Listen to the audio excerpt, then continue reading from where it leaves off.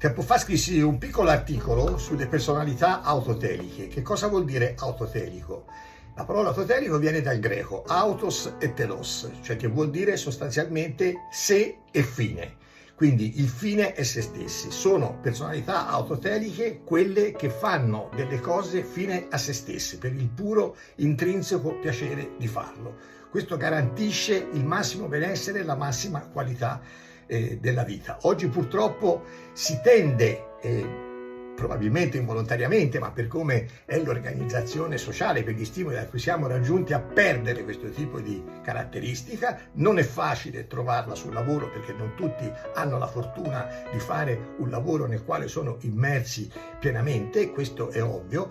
E quindi è importante invece recuperare questa, mettersi al centro del processo, abbandonando tutti i messaggi che ci vengono mandati dall'esterno, sui quali non voglio entrare in maniera particolare. Bisogna fare le cose che ci piacciono, qualcosa su cui siamo immersi, e bisogna farlo nel tempo che possiamo dedicare a queste cose. Quindi è ovvio che probabilmente non tutti fanno un lavoro soddisfacente e quindi non possono applicarlo sul lavoro, come ho già detto, ma possono farlo nel tempo libero, nel tempo che hanno a disposizione, dove purtroppo si tende invece a portare avanti una logica dell'intrattenimento passivo. Un intrattenimento passivo che fare delle cose meccanicamente perché le fanno tutte, senza chiederci poi se ci fanno effettivamente piacere o ci danno soddisfazione. Questo è molto distruttivo e quindi è molto importante ed è una responsabilità individuale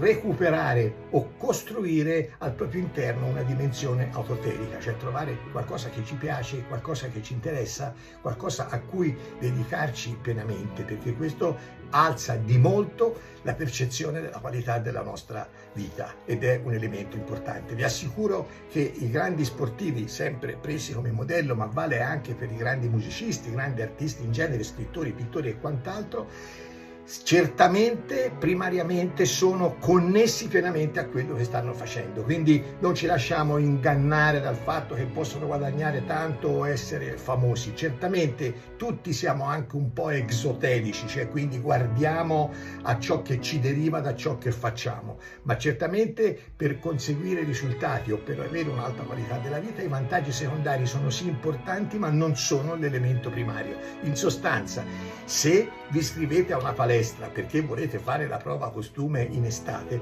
di sicuro verso ottobre in palestra non andate più. Se andate in palestra perché vi fa piacere farlo, perché ne comprendete il benessere che vi deriva nel momento in cui la fate, sicuramente supererete la prova costume, ma andrete in palestra tutto l'anno.